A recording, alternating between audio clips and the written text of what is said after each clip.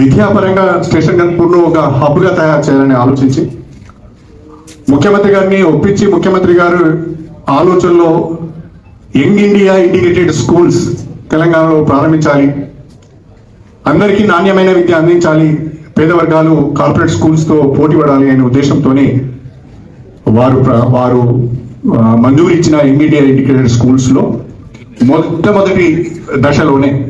మొట్టమొదటి ఫేజ్లోనే స్టేషన్ గన్పూర్కు young India integrated residential school మంజూరైంది. దానికి 200 కోట్ల రూపాయలు మంజూరైంది. టెండర్స్ పిలిచారు, ఇప్పుడు టెండర్ ప్రాసెస్లో ఉన్నది. దానికి మేము జఫరాబాద్ మండలం కోనాయచలం దగ్గర 22 ఎకరాల భూమిని కూడా కేటాయించడం జరిగింది.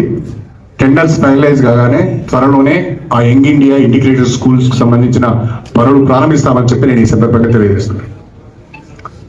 అంతేకాకుండా స్టేషన్ గన్పూర్ నియోజకవర్గ కేంద్రంలో ప్రభుత్వ డిగ్రీ కళాశాల లేదు, పేద విద్యార్థులకు ఇబ్బంది జరుగుతున్నదని భావించి ముఖ్యమంత్రి గారిని ఒప్పించి స్టేషన్ గన్పూర్ కేంద్రంలో ప్రభుత్వ డిగ్రీ కళాశాల మంజూరు చేయించడం జరిగింది.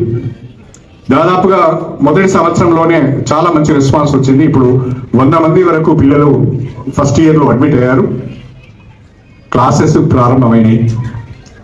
ప్రస్తుతం ఉన్న ప్రభుత్వ జూనియర్ కళాశాలలో క్లాసెస్ ప్రారంభిస్తున్నాం. ఆ ప్రభుత్వ డిగ్రీ కళాశాల నిర్మాణానికి దాదాపుగా 6 కోట్ల 10 లక్షల రూపాయలు మంజూరు అయింది.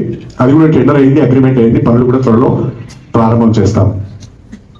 ఇది కాకుండా ఐటీఐలన్నిటిని కూడా అభివృద్ధి చేయాలి, అవి స్కిల్ డెవలప్మెంట్ సెంటర్స్గా పనిచేయాలని ముఖ్యమంత్రి గారు ఆలోచించి నియోజకవర్గానికి ఒకటి